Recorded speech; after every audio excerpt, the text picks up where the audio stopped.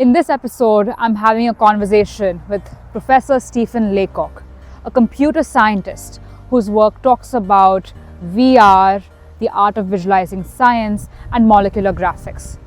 His groundbreaking research has also created tools like DockIt that he will talk about a little bit more in this episode.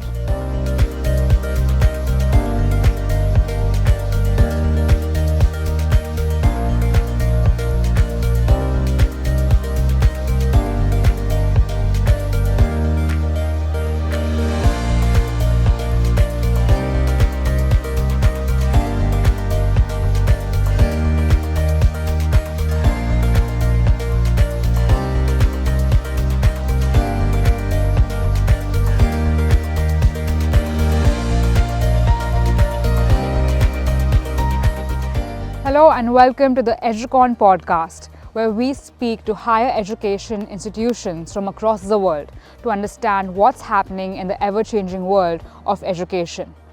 Today, we're at the University of East Anglia. In fact, this background was also seen in the movie Avengers: Age of Ultron.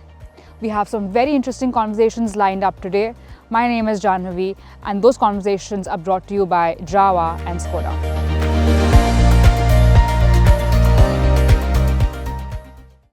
Professor Stephen, thank you so much for having us here at this beautiful campus at University of East Anglia. Gorgeous, gorgeous place, I must say. Well, thank you. It's my pleasure to have you here. So thanks very much for coming. Of course. I just talk about a little bit about the work that you've been doing and the kind of research projects that you've also been very involved in, right? So you work at the intersection of computer science and visualization. What got you here? What's your journey been like? Can you talk a little bit about that? Okay, sure, yeah. So computing science is a very broad subject. And I was really interested in graphics actually from the beginning, about how to create computer-generated images, both for gaming applications, but also in film and television as well. So I chose computer graphics modules undergraduate, and that's really what started my journey. And then I went on to study computer graphics for my PhD. Wow. And you've worked right from, on heritage cultural projects to working on medical simulations. What's that range of projects been like for you? Okay, yeah. So, I mean, I really enjoyed to explore computer graphics and how it can be used in a wide range of different areas. And some of the important areas that you can get into is how you can use graphics to visualize things from the past. So things like virtual reconstruction, and also 3D scanning of objects. So I've been involved in quite a range of different projects for cultural heritage. Yeah. Wow. And some of your research work also talks about haptics. What does this mean? So haptics is about exploring your sense of touch. So not just being able to visualize graphics, but also be able to feel what you see on the screen. So haptics is about exploring your sense of touch.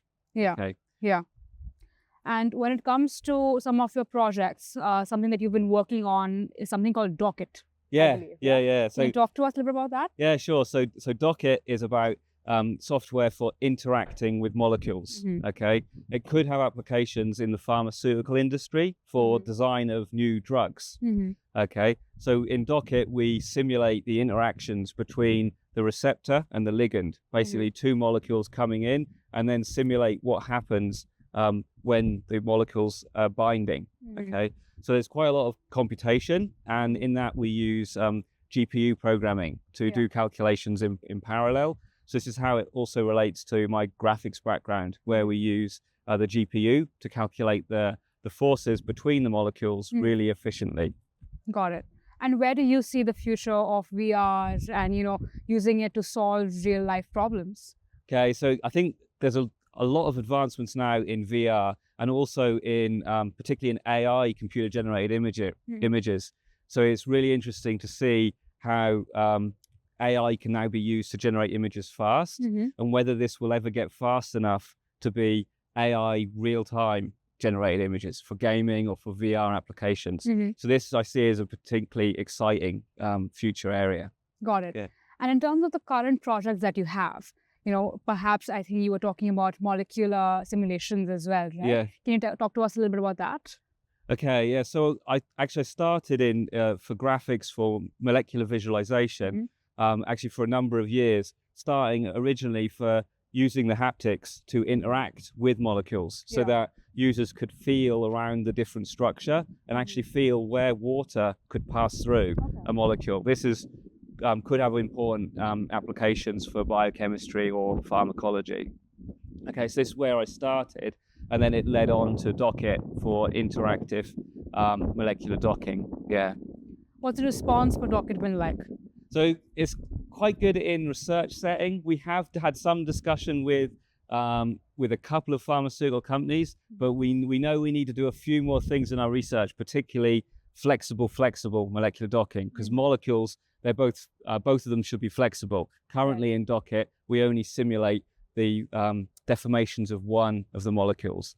So we need to simulate both, and then I think we'll get more interest, particularly from pharmaceutical industry. Interesting. Yeah.